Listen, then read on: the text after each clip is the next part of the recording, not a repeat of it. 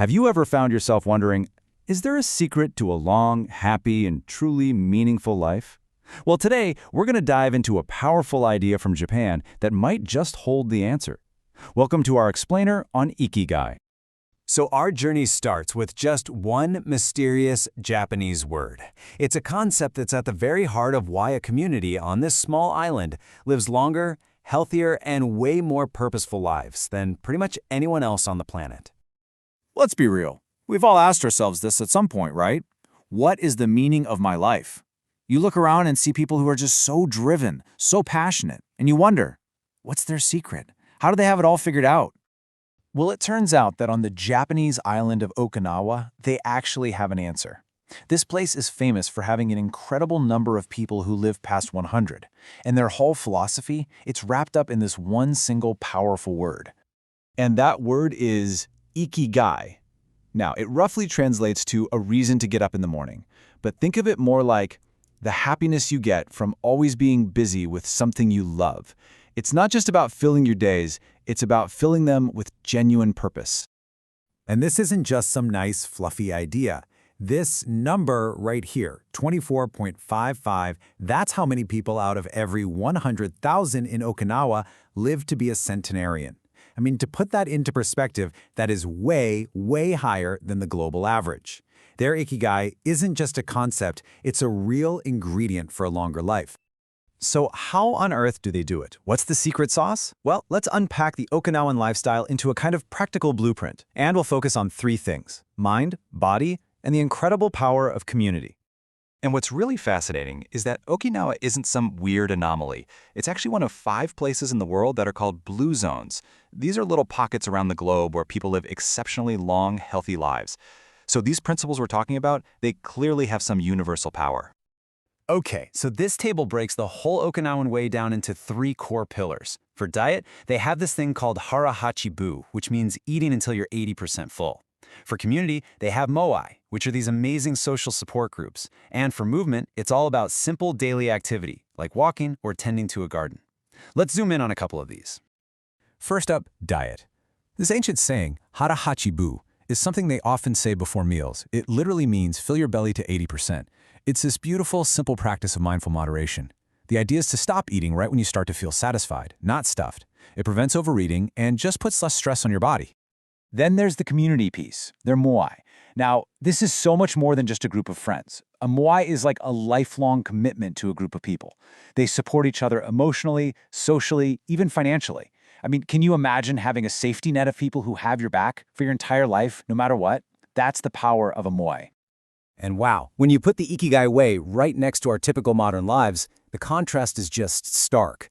We're all about multitasking and being stressed out. They're about calmly focusing on one thing at a time. We tend to eat until we're completely full. They practice that 80% rule. We often live sedentary lives. They're in constant, gentle motion. Okay, this brings us to the mental side of Ikigai, which is absolutely key.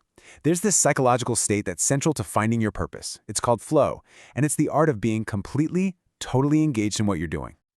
Have you ever been so into something that time just seems to melt away? That's flow. The psychologist Mihaly Csikszentmihalyi defined it as this almost magical state where your ego dissolves and you become one with the task. It's not about what you get at the end, the joy is in the doing itself. This is where purpose really comes alive. So, how do you find this state of flow? Well, there's actually a pretty simple recipe. First, you need a challenge that's meaningful to you. Not too easy that you get bored, but not so hard that you get frustrated.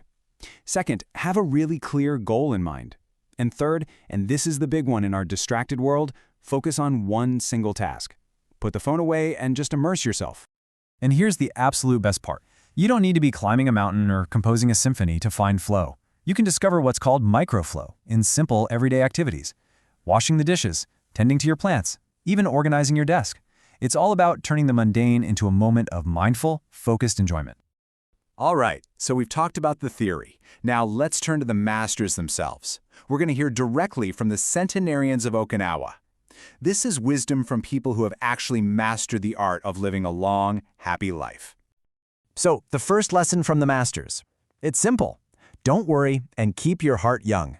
Just as the quote says, opening your heart to people with a simple smile, That's a powerful way to build those social connections that are so vital to well-being. And here we go again, that theme of connection. You see, the secret to a long life isn't some complex, secret formula. It can be as simple and as profound as just talking with the people you love every single day. And finally, this one might be the best: pure joy, laughter. It's such a great reminder that happiness isn't something you chase for the future. It's a practice, right here, in this very moment.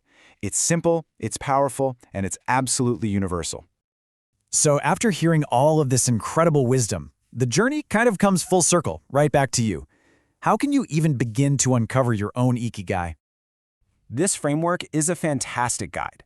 You can see your Ikigai lies right there in the middle, at the intersection of 4 key areas: what you love, what you're good at, what the world actually needs, and what you can be paid for. That sweet spot where all 4 of those circles overlap, that's where your Ikigai is hiding. And hey, it's really important to remember, this isn't a race. It's not a test. Your Ikigai is already in there, somewhere deep inside you. But uncovering it, well, that's a personal journey. It takes patience, it takes curiosity, and a real willingness to explore. You know, when you boil it all down, the heart of Ikigai is just having a purpose that pulls you out of bed each day with a sense of excitement. So I'll leave you with this one question to think about. What's your reason for getting up tomorrow?